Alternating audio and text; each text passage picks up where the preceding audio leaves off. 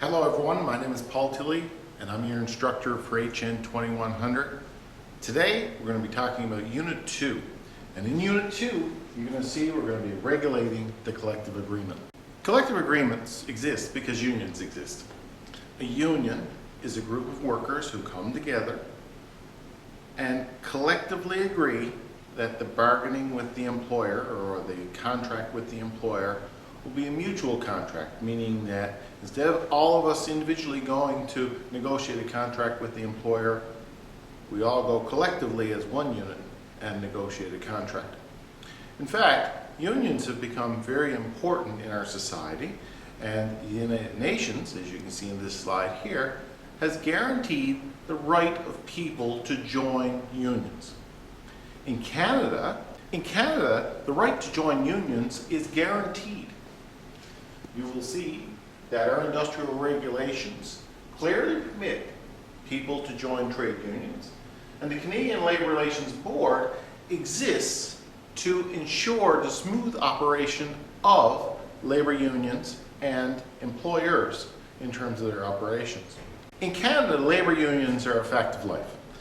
The government, through regulation, has permitted unions to exist, and unions follow a path of regulations that the government has set in place. These regulations affect how management and labor deal with one another, and the objective is to create a harmonious work environment so that we can resolve issues in a sensible manner so that we don't lose productivity, and at the same time people's individual rights are respected. Let's take a look at some of the key points found on this slide here. For example, you will find that in Canada, everyone has the right to join a trade union. Now, every worker, every employee has the right to join a trade union. That exempts really management, because management represent the employer. So when we think about an employee, we think of someone who works for an organization. They are allowed to join unions. The Canada Labour Relations Board, and likewise the Provincial Relations Boards, are responsible for regulating labor relations in the jurisdiction in which they operate. Take, for example, someone who works for the Canadian Broadcasting Corporation. They're covered under federal legislation, so the Canada Labour Relations Board handles that union. People, however, who work for some place like the College of North Atlantic, which is provincially regulated, are covered under regulations of the Newfoundland and Labrador Labour Relations Board. So they would be responsible for ensuring the smooth operation of the legislation and the employment-employer situation. As well, the legislation also lays out the acquisition and termination of bargaining rights. It looks at the arrangements and the rules for bargaining. It looks at a provision for the appointment of a conciliation officer before anyone goes on strike, and that conciliation officer is a government employee. It establishes the conditions for a legal strike or a legal lockout in the case of a lockout. And it also discusses methods to promote peace. So the legislative environment is designed to ensure smooth operations. The right to unionize in Canada has been long and hard fought.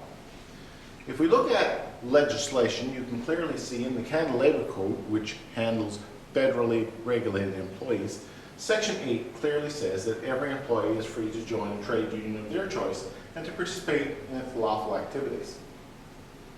Employers, likewise, are able to join associations of employers. Almost mirrored is in the provincial regulations at the Newfoundland and Labrador Labour Relations Act. Section 5.1 says an employee has the right to be a member of a trade union and participate in its activities. As well, every employer has a right to form an organization. Again, mirrored pieces of legislation, one for the federal level, one for the provincial level, essentially providing the same rights. At the federal level, and equally at the provincial level, but at the federal level, the Canada Labour Code specifies things like fair employment practices, wages and working hours, vacations and holidays, maternity benefits and sick leave, employee safety, job and income security, and industrial relations regulations. The corresponding things are also found in the Newfoundland and Labrador Labour Relations Act. We're going to look at those in much more detail as we move through the course, but suffice to say now there are a good bit of legislative issues surrounding labor relations, and they're pretty well established in law, and as a result, workers and employers should be aware of those rules. In Newfoundland and Labrador, if we look at what rules are applicable to local employees covered under provincial legislation, there are really three important pieces of legislation. First of all, the Newfoundland and Labrador Labor Relations Act clearly lays out the application of labor rules for union management relationship. We also have the Labor Standards Act. The Labor Standards Act doesn't necessarily have focus on unionized employees. It's more broad-based, but what it does is it sets minimum standards in terms of employment. And finally, we have the Human Rights Act. The Newfoundland and Labrador Human Rights Act covers application of things that are found in the Charter of Rights and Freedoms, the freedom of expression and so on, that are covered under law so that nobody can be discriminated against based on these provisions. Again, as a human resource manager, you're going to have to be very familiar with these pieces of legislation, and as we move through this course and other courses in our program that deals with human resources, we will be looking at those pieces of legislation more completely. Before we move on, one of the things that we must do is take a look at the history of unions in Canada in order to get an appreciation for where everything came from. If we look at unions in Canada, unions have not been around always. In fact, the growth of unions has been relatively recent. The last 100 years or so, unions have grown. Prior to that, a lot of people felt, and a lot of businesses in particular, felt that unions were a restraint of trade. And government felt much the same. So unions were not looked well upon, if not just being short of illegal, unions were not really accepted in our society. As we moved into the 20th century, however, the early 1900s, the Industrial Revolution started to hit, more people became employed, and there was a greater call for a better fairness between worker power and employer power. As a result, union growth really started in the beginning of the 1900s and really took off after World War II in 1945 and forward. So let's take a look at some of the specifics here. If we look at unions, why do they exist? What is the fundamental reasons that unions have in order to be in existence? Well, first and foremost, we think about economic development. People want a better shake. And one of the things that unions can help do is to create a better economic climate for the people that work for them. If you look, statistically, people who are in unions make more money than people who aren't. They receive more benefits than people who aren't. So there is a definite economic benefit to unions from the employee's point of view. We also have a political role for unions. Unions lobby government and authorities in order to ensure that workers get a better shake. Again, the political aspect is not really something we think about too much, but if you look at unions, their role is to influence, and that influence often goes towards government or other unions or other employers, but that influence is known as political power. Finally, unions have spent a lot of time and effort in developing and improving human rights. Over the last 100 years, many of the developments we've had in human rights legislation has come directly as a result of union activities and the demands of unions to give workers a better shake. In Canada, unions have been around for over 100 years, but it wasn't really until 1944 that unions became officially recognized by the federal government. There was a piece of legislation brought in 1944 known as PC, which stands for the Privy Council, PC 1003. That piece of legislation was a wave in terms of allowing unions to grow in Canada. So that was created a sea change in the way things are in Canada. If you look at it, what the Privy Council PC 1003 did, an act of Parliament, what it did was establish a process to allow workers to certify a union. Before that, there was no specific process. This piece of legislation laid out the process. Once a union was certified, It forced the employer to recognize the union and deal with the union. In other words, work with them to find a collective agreement. It also established a grievance arbitration procedure. What that means is if there's a dispute during the term of the contract that collective agreement covers, then we have a mechanism to resolve the dispute that is short of having to go on strike. The grievance procedure allows for a quick and clean resolution of problems without a labor interruption. This improves productivity, and it certainly recognizes that problems will arise and that we can take a more rational approach to solving the problem than going off on a strike and shutting down the facility and these sorts of things. It also, most importantly, PC 1003 banned strikes during the term of a collective agreement. That was a very important one from employers' point of view, and that was a big selling point to employers. If you had no worries about the workers walking off the job and shutting down the facility, employers were much more willing to buy into this piece of legislation. So one of the things that the legislation did was said, once we have a collective agreement, you cannot go on strike during the term of that collective agreement. Instead, you have to use a grievance process in order to solve any problems that might arise. In the public sector, unions weren't normally accepted because one of the things that government insists on, particularly a democracy, is sovereignty of government. Government is us. We make decisions on behalf of the people, and the taxpayer really decides on how the money is spent through the government. If we were to bring in a union, it was argued, the union would decide how the money is spent by negotiating contracts and these sorts of things. So government was very reluctant to allow unions because of this. In 1967 in Canada, that changed. The public sector was unionized finally in 1967. The Public Service Staff Relations Act changed everything. It fundamentally allowed for unions to exist within the federal government of Canada. Now, the federal government has a lot of employees, no doubt. The provincial governments have more. It didn't take long after 1967 for all the provinces to fall in line and create similar pieces of legislation for their own jurisdiction. So as a result, by the mid-1970s, all provincial governments were unionized. This was probably the biggest single growth of unions in Canada in a short period of time. Within 5 years, union membership bloomed, and it bloomed with an unusual type of person. They weren't the normal. The normal union was a worker in the construction or a manufacturing industry.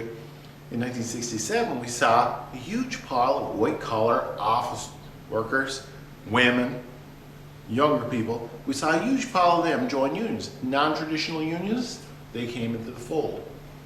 We saw government's whole perspective on how to manage a workforce had to change. So why do people join unions to start with? What's the driver? Well, generally there's two major reasons cited. First and foremost, the thought is that people want to join a union when they become dissatisfied at work. Something causes them to be ticked off, and as a result, they feel they need to do something in order to increase their power against the power of the employer. So the first and foremost reason that people join unions is that people become dissatisfied with the current work situation and they seek to change it through a collective action. Second is believe that unions really can improve the work situation. So people not only are dissatisfied on one end, they feel that the union can improve the level of satisfaction on the other end. So we got the disgruntledness on one perspective, yet the thought that we can get an improvement in the other perspective. I just want to take a few minutes to show you some of these slides just to get a perspective on unionization in Canada, the world, and let's take a look at Newfoundland primarily.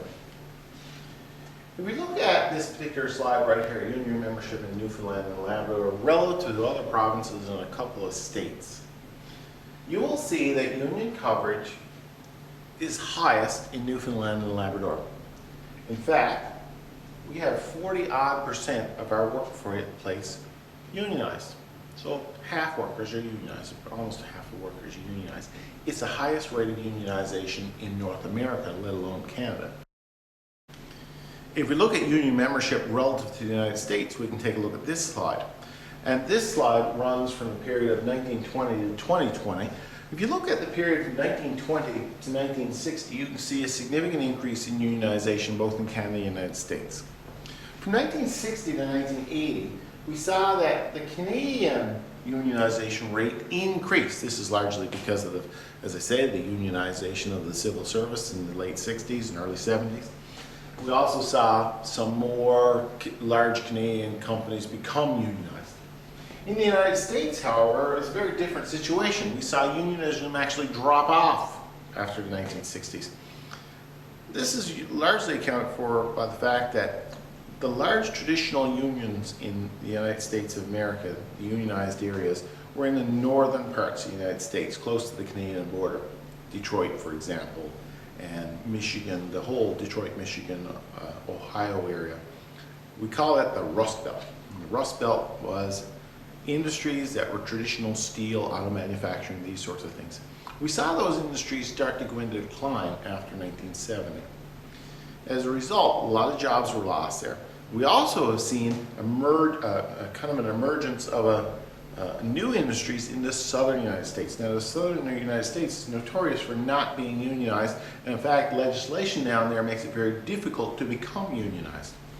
So, because of legislative and economic changes in the United States, we saw unionism really go into decline. In Canada, we haven't seen a tremendous growth in unions, but we haven't seen such a decline either.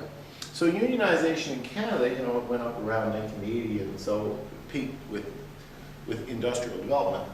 And newer type technology industries do not tend to be unionized. So we see that we've had it pretty flat. There's been some movement, but pretty flat, some degree of decline in unionization. But when we compare ourselves to the United States, much higher rate of unionization in Canada than the United States. You may also ask, where do we fit relative to the world? Well, in this graphic right here, you'll see that Canada is more or less mid-pack.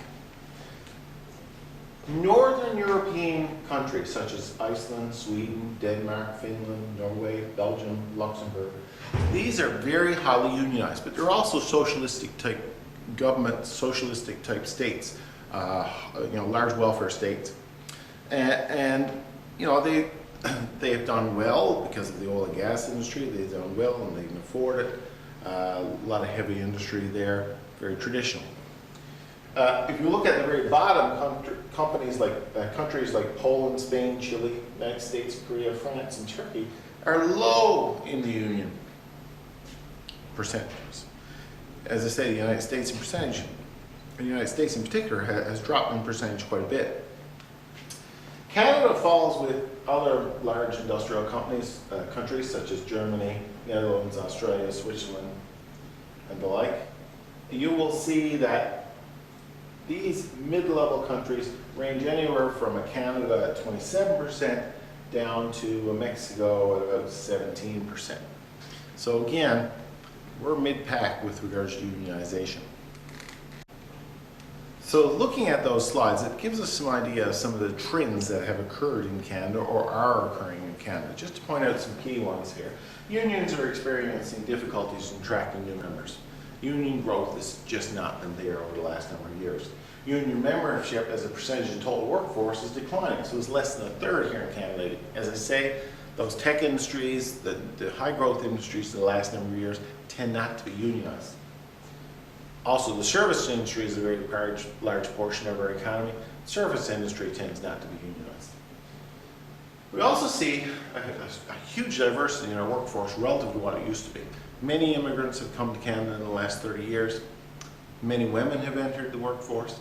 Lots and lots of changes to the workforce, and that could account for some of the lack of unionized growth. Employers are engaging in more anti-union activities. This is not to say a negative thing. Most employers now who aren't unionized because they work very hard not to be.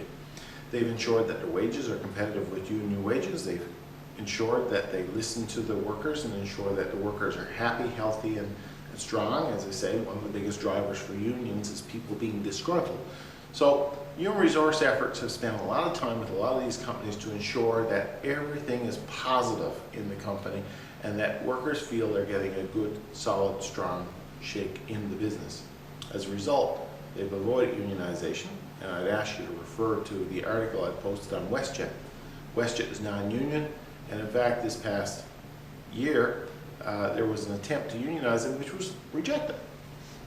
So companies like WestJet have done a lot of work to avoid unions and keep their costs low.